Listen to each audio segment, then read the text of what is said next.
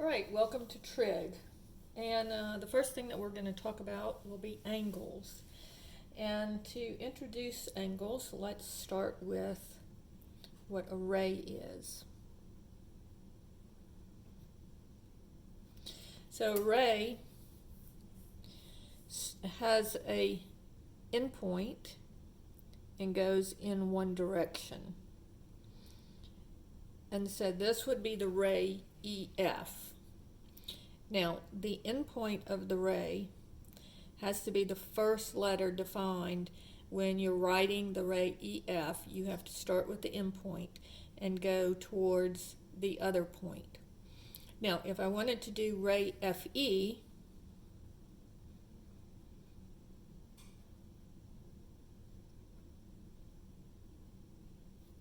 I would go in the other direction. Okay, so that is a ray. Now, an angle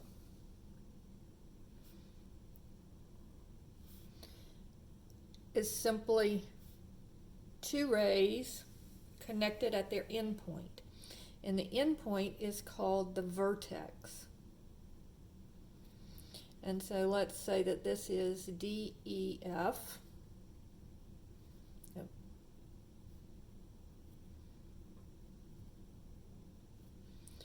So this would be denoted as angle DEF, right? Now in this case, if I'm doing angle DEF, the ray ED would be the initial side, and the ray EF would be the terminal side. And notice that the angle is going in this direction. So it's going in a clockwise direction, and that is called a negative angle. So a negative angle goes in the clockwise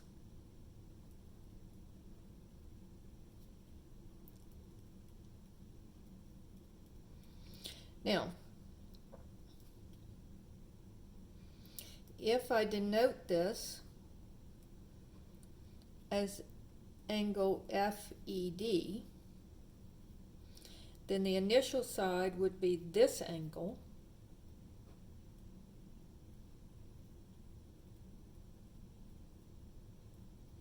and the terminal side would be the angle, would be the ray ED, and the initial side is the ray EF. E is still the vertex. And notice when you're writing the angle, the vertex is always the middle letter. And notice that this one is going from this side, FE or EF, to the side ED. And so this is going counterclockwise, so this would be a positive angle. So a positive angle goes in the counter clockwise direction.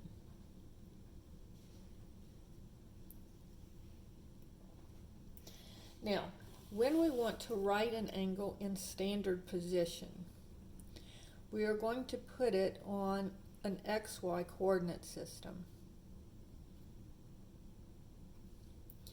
Now, when we're writing it in standard position, we're always going to make the initial side will always be the positive x-axis, and your vertex will always be at the origin. Okay, so your vertex,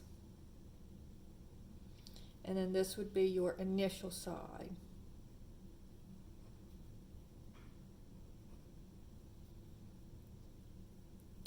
And then we can make the terminal side any place else on, or even on the x-axis as well.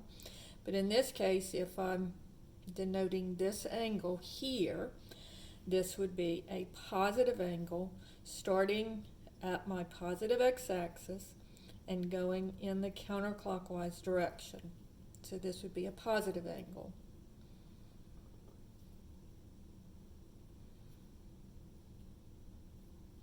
And again, putting my vertex here, and my initial side is always on the positive x-axis.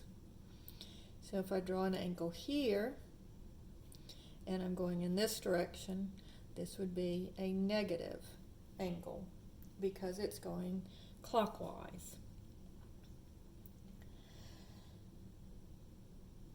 Now let's look at the axes. Now going completely around the circle is 360 degrees. So if I start at 0, going in the positive direction, this would be a 90-degree angle. This would be a 180-degree angle. This would be a 270-degree angle. And then if I go all the way around, I would be back where I started, but going all the way around and ending at the same place that I started would be a 360-degree angle. So when you are starting in the positive direction and going all the way around is from 0 to 360 degrees. Now there are two ways that we designate angles. One is using degrees and the other is using radians.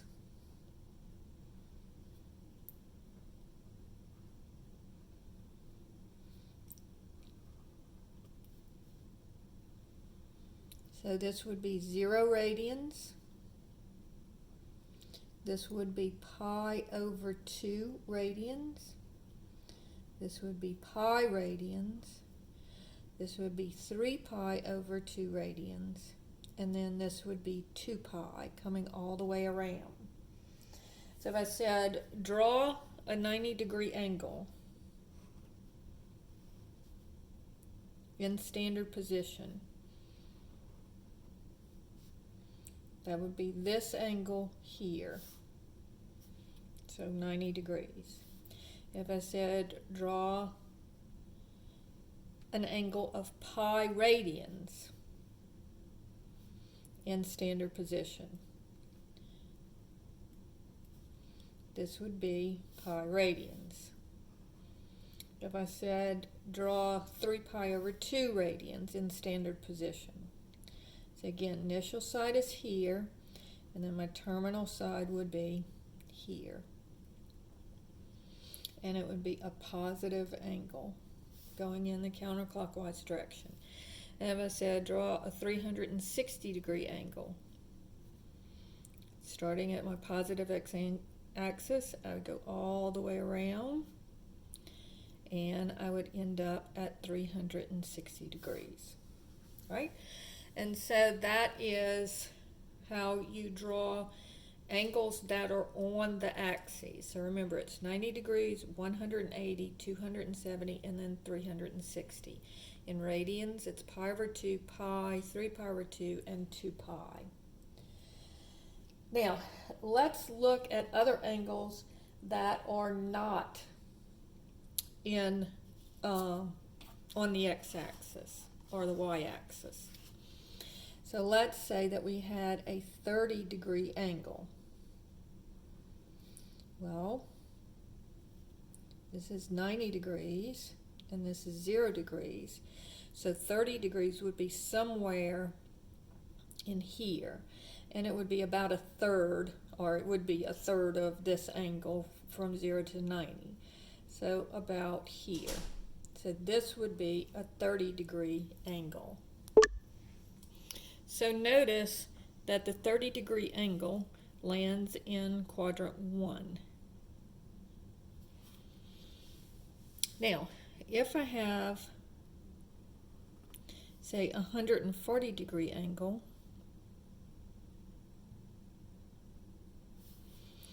it's going to be greater than 90 degrees, but less than 180 degrees. And so, again, its initial side is always the positive x-axis, and its terminal side will be over here in quadrant 2. Because remember, the quadrants start here and then go counterclockwise, quadrant 1, quadrant 2, quadrant 3, quadrant 4. if I have a 200-degree angle,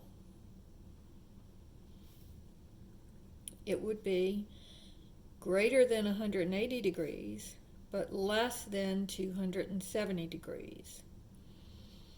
So, again, initial side is the positive x-axis, and the terminal side would be in quadrant 3.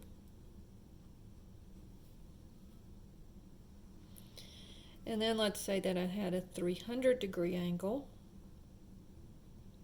The initial side would be positive x-axis, and then my terminal side would be between 270 degrees and 360 degrees. And so this would be my angle in the fourth quadrant. Now, notice that we can also have negative angles. So if I had a negative 20-degree angle, I would go negative, so the negative, I would start at my initial side and go negative 20 degrees, so clockwise 20 degrees. So that would give me in the fourth quadrant, because now if I'm going negative, this is negative 90 degrees, this is negative 180 degrees, and this would be negative 270 degrees. And then of course this would be 0 and negative 360 degrees. If I wanted to do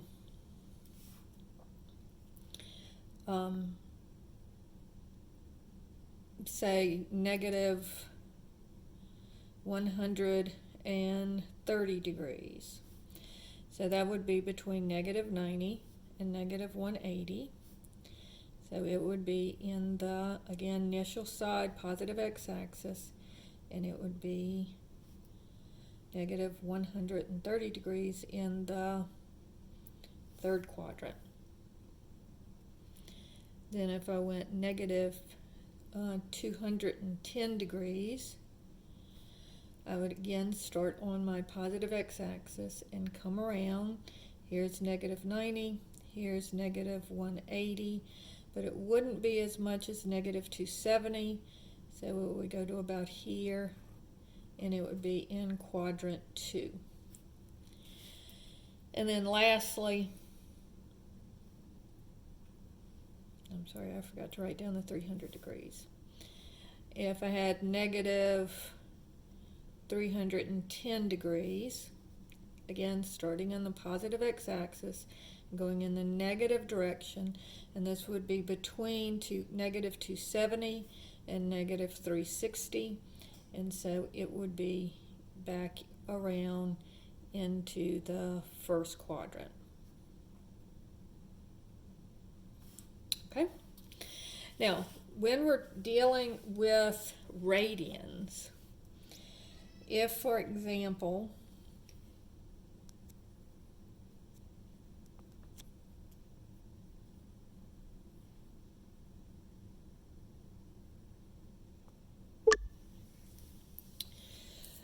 right, so if we're in radians, and let's say that we had pi over 4 radians, well, pi over 4, and you can think of it in terms of fractions, so 1/4 is less than 1/2, so pi over 4 would be between 0 and pi over 2, so it would be in the first quadrant. And again, it's positive. And if I have 2 pi over 3, it's going to be between, it's not quite pi, but it's bigger than 1/2. 2/3 is bigger than 1/2, so it's going to be bigger than pi over 2, but less than pi, and so it would be in quadrant 2. And then if I have 5 pi over 4, it's going to be, notice that this is an improper fraction, it's bigger, if I take off the pi, it's 5/4, so it would be bigger than pi, but it's not quite 3 pi over 2. And so that would be this angle, and I'm sorry, I forgot to draw my angle on this one. And so it would be in quadrant 3. And then lastly, if I have, say, 7 pi over 4. Now, it's not quite 2 pi. It's not 2 pi would be 8 pi over 4. So the way that you look at these is you say, okay, here's pi, and here's 2 pi. So this would be 4 pi over 4, and this would be 8 pi over 4. So 5 pi over 4 is closer to 4 pi over 4 than it is to 8 pi over 4.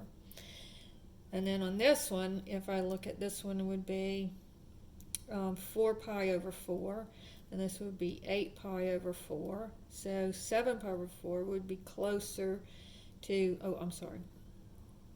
closer to 8 pi over 4. So it's going to be in quadrant 4, right? All right, so that's looking at what quadrants the angles are in. Now, since we know how to measure angles in 2 different ways, what we're going to do now is we're going to look at how we can convert from radians to degrees or degrees to radians. So let's start with degrees and go to radians. All right, so if I have 30 degrees and I want to convert it to radians, well, anytime you're converting, you can use the unit cancellation method. So we know that if I look at my XY coordinate system, this is pi, but it's also 180 degrees. So it's pi radians and 180 degrees. So what I want is I want to get rid of the degrees. So I want degrees to cancel. So I'm going to have 180 degrees, and that's equal to pi radians, right? So let's see, the degrees cancels, and then 30 goes into 180 6 times. So this would be pi over 6 radians, right? If I wanted to do 150 degrees, again, I want degrees on the bottom and radians on top. And so this would be 180 degrees is the same as pi radians. And so degrees cancels, and then cancel the 10 out of each of them, and they're both divisible by 3. So this would be 5, and this would be 6. So this would be 5 pi over 6 radians, right? Then let's go from radians to degrees.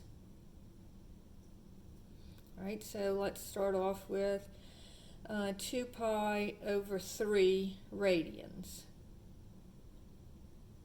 All right, so we're going to put this in the numerator. So radians is in the numerator, so I want radians to be in the denominator and degrees to be in the numerator. So pi radians is the same as 180 degrees. So now let's cancel things. So radians cancels with radians, pi cancels with pi, and 3 goes into 18 6, and then plus the 0, 60. So this would be the same as 120 degrees, right? If I have 7 pi over 8 radians,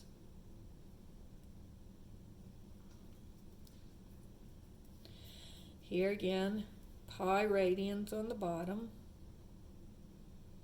and degrees on the top, so that would be 180. all right? And so this would be radians cancels with radians, pi cancels with pi, and then let's see, this would be 45 and 2, and so then I'll get my calculator and I'll go 7 times 45 divided by 2. So anything in the numerator you multiply, anything in the denominator you divide. So this would be 157.5 degrees. All right. So that's changing from degrees to radians and radians to degrees. Now, the last thing that I want to talk about in this lecture is I want to talk about coterminal angles.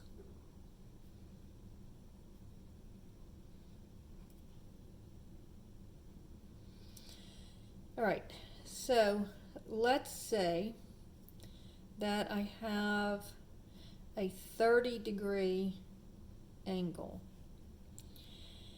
Now, if I go around completely and then an additional 30 degrees, notice that I'm starting again at my positive x-axis as always, and these two angles have the same terminal side. Therefore, they're called coterminal. Now, what is the degree angle of this? Well, it's 160 degrees plus 30 more degrees. So this angle is 390 degrees. So it's just 30 plus 360 gives you the 390, all right? So coterminal angles are angles that are the same except for they're going all the way around the circle more than one time or more than one time. Or I could say, what if I wanted this angle going in the negative direction that's coterminal? I could subtract 360. So this would be negative 330 degrees, all right? So we can add or subtract 360 degrees as many times as we wanted. So let's say that I have an 870 degree angle, and I want to say, well, I want to write it, show it in standard position, but I have no idea where 870 is because it's greater than 360 degrees. So what I'm going to do is I'm going to subtract 360. So 870 minus 360 gives me 510. But I'm still greater than 360, so I'll subtract 360 again, and I get 150. So now, where's 150? Well, it's between 90 and 180, right? So 150 would be about here. And so what this does is it goes around 2 times 360, and then 360 again, and then 150 degrees. So this is an